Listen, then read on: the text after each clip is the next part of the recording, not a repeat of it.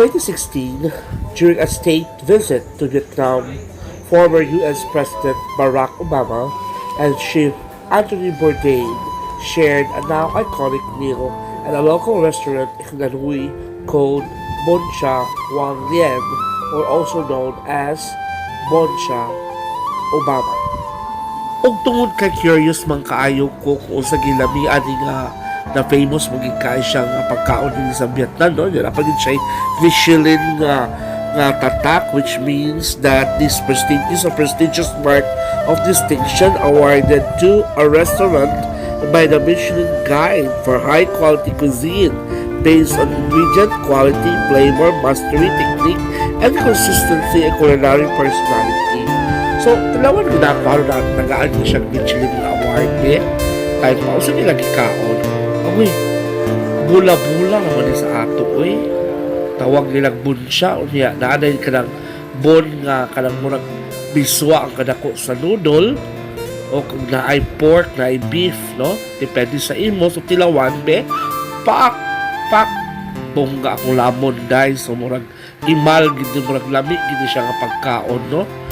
Kaya gisugo, besang ko sa Michelin nga, group of company to taste also pak na vegetable pak nami kayo pagkakaon sa vegetable pero namian yung guys ko nga pagkaon guys to katanawa ko no pak best in lamon maginoy best in nga lami bitaw yung kayo ng pagkaon guys ako approve ko ani 4-star din ko dili na sila ko imperfect no kaya di magunta pa rin yung taste so para sa ako 4-star agad siya pero I believe nga na pag mas lami ani guys akong comment is ang noodles naman guys nagkurang kaayo but as you can see talawa mga tao we are all satisfied sa among gipangkaon o talawa dagko kayo mga lamon dagko kayo lamon no murag certified din siya ka Michelin approved perfect so kung kamo mo bisita din mga higala sa Hanoi, Vietnam try to visit their store.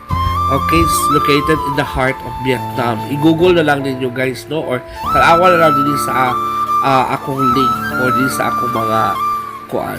Kaya makita ninyo diha ang ilang address. Okay, so lamig ilang pagkalapang ani. Murag busog kay kuan pagkahuman, no?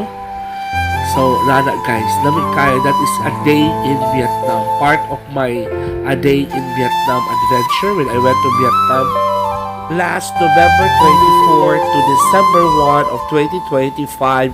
Gidulon ko. Glog.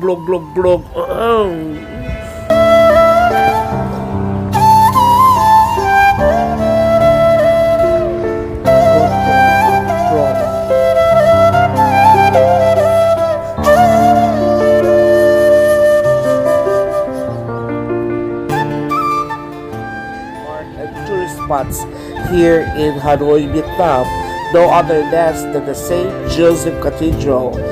It is considered the oldest church in Hanoi and a major landmark of the city's French colonial history, completed in the year 1886, and it serves as the seat of the Roman Catholic Archdiocese of Hanoi. Sa inyong matanawan, ang cathedral is designed siya nga Gothic Revival style, specifically modeled after Notre Dame of Paris. It features twin bell towers reaching a height of 31.5 meters. Joseph Old Cathedral is just located at the heart of the Hanoi Old Quarter, just west of 1 Kiem. Location is 14 na Chon Street, 1 Kiem District, Hanoi.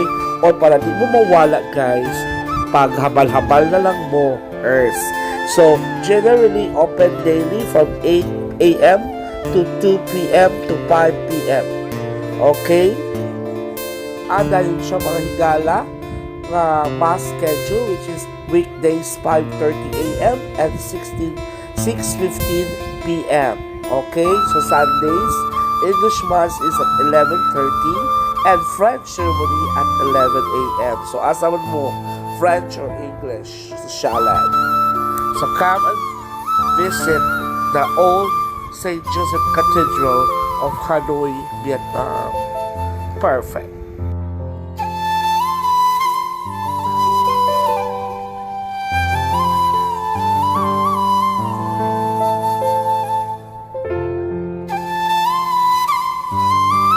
Okay guys, nan akong habal-habal driver nga si Grab Roro Baroja Val.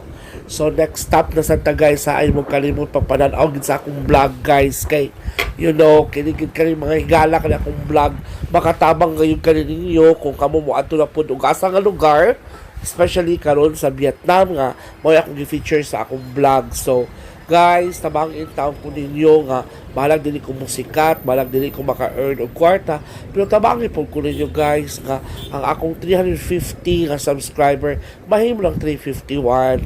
Salamat ug see you on my other vlogs. Blagadag mga higala.